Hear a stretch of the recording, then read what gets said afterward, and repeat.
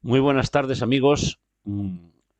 Hoy estamos con Queta Franco. Queta Franco, si os acordáis, o no os acordaréis porque a lo mejor no habéis leído el artículo, es la protagonista de un artículo que se publicó en Periodista Digital. Queta Franco nos habla de los problemas existentes en el síndrome posaborto y tiene la amabilidad de atendernos. Evidentemente no quiere que se sepa quién es. Igual que dije en el artículo, si alguien quiere contactar con ella no tiene más que escribirnos directamente y le haremos firmar un contrato de confidencialidad vinculante. Y si ella quiere y usted quiere, pues puedes hablar con ella.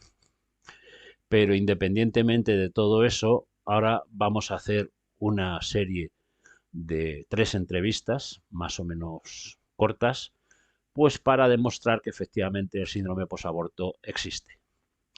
Así que, ¿qué tal? Muy buenas tardes. Hola, buenas tardes. Bueno, pues la entrevista número 1, que yo he titulado El día que apagué mi latido, pues empieza pues por donde debe empezar. ¿Qué tal? ¿Cuántos años han pasado desde aquel día? Pues han pasado más de 40. ¿Cómo llegaste a tomar esa decisión? Cuéntanos. Pues bueno, yo era muy joven, tenía ya una niña que iba a camino de los 3 años y la situación económica en mi casa era muy, muy dura. Debíamos dinero, debíamos alquiler, era una situación realmente muy, muy dura. ¿Recuerdas lo que sentiste en ese momento? ¿En qué momento exactamente? Cuando lo pensé, cuando lo decidí.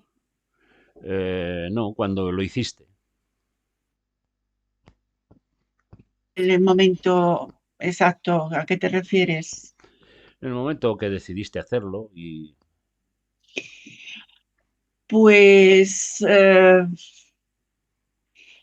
cuando me enteré de que el análisis había dado positivo, a mí se me cayó el mundo encima, porque, porque la situación en la que estábamos era muy, muy dura. Entonces, en ese momento prácticamente era un momento en el que yo había oído a otras personas que ya lo habían hecho y fue en ese mismo momento, era como la angustia en la que estaba, porque además yo me había casado muy joven, con 17 años, y el primer parto que tuve había sido muy difícil, había tenido también un embarazo difícil, me había dado diabetes, el embarazo. Habíamos tenido muchos problemas económicos. Yo no me pude más que comprar un vestido nada más en todo el embarazo. Entonces, la primera experiencia que ya había tenido había sido muy dura. El parto fue un parto de riñones tremendo, horrible. Y, y de repente, pues bueno, te ves con 21 años que todavía no los había cumplido, con que se te viene otra vez la misma circunstancia y todavía peor, porque la situación económica era que ya tenía una hija que mantener. Entonces, casi fue como en ese mismo momento decir, no puedo volverme a permitir otro hijo. ya. Entonces, yo creo que ahí fue. Bueno, y tal como vimos en el artículo, pues al final acabaste yendo a Londres. El sistema estaba completamente preparado para que pudieseis ir allí. El sistema es absolutamente impersonal. eh, no tenía prácticamente misericordia con vosotras. Se realizaba el aborto y te volvías en otro avión. Supongo que tuviste que pedir dinero para poder hacerlo. y lo pagaste. ¿Tuviste apoyo después del aborto? No, para nada, para nada. O sea, además era algo que tampoco lo podías contar, ¿no? Ni comentar con nadie, porque primero, pues porque no había ninguna otra referencia de que te pudieran atender. Y por otro lado, porque ya estabas bastante mal como para abrirte a poderlo contar a nadie, ¿no? Ya. ¿Cuándo empezaste a darte cuenta que este asunto te había dejado una herida profunda?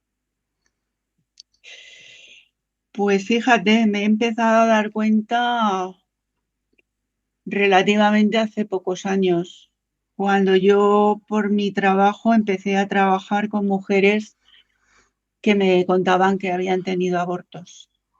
Ya, De repente fue cuando empecé a tener ese feedback y empecé a relacionar cosas que durante mi vida habían ocurrido y las empecé a relacionar con el aborto. ya, Pero, o sea, toda mi vida era como estar, lo que se dice, ¿no? El elefante en la habitación. Era saber que algo malo está ocurriéndote, pero no le podías identificar el que era, ¿no? ya. Oye, y qué sentías cuando veías a otras mujeres embarazadas o a otras mujeres con sus hijos paseándolos por el parque, etcétera? Pues mucha rabia, mucha ira y, y realmente pasarlo muy mal, ¿no? Porque lo que yo en mi caso, y creo que muchísimo, por lo que te comentaba antes, de muchas mujeres con las que yo he trabajado después de esto, es que bloqueas tu mente totalmente, no quieres saber nada de eso, ni nada que te recuerde a la dulzura, ni a la ternura, ni a los niños. La frase que yo solía decir, que los niños están muy buenos con patatas, porque no te puedes permitir el lujo de tener un sentimiento, porque es que te vienes abajo. Ya. Hubo mucho dolor en ese descubrimiento, supongo. No, cuando lo descubres, lo que pasa es que tienes como una iluminación, ¿entiendes? O sea, una cosa es vivirlo sin saber qué es lo que te está ocurriendo, pero cuando llegas a un punto en el que descifras por qué te ha ocurrido todo eso, entonces es como un descubrimiento, es decir, no, no me estaba volviendo loca, no era que yo me lo estuviera imaginando todo lo que me ha ocurrido en la vida, sino que la fuente y de dónde viene es de ahí, ¿no? Ya. No sé, ¿hubo algo que te hiciera pensar que podrías superar aquel dolor algún día? Pues no, porque realmente hay cosas que no tienen recambio. Lo que ha ocurrido, ha ocurrido. Ya, Entonces, puedes entenderlo de otro modo, puedes, sobre todo entender, ¿no? Que entender ya es mucho, claro, pero lo que ha ocurrido. Es como si te amputan una pierna, ¿no? Pues puedes aprender a vivir con una pierna ortopédica, pero la tuya ya no está. ya. Bueno, vamos a dejarlo aquí, la primera entrega. Estad atentos todos a la segunda entrega porque será más o menos rápida.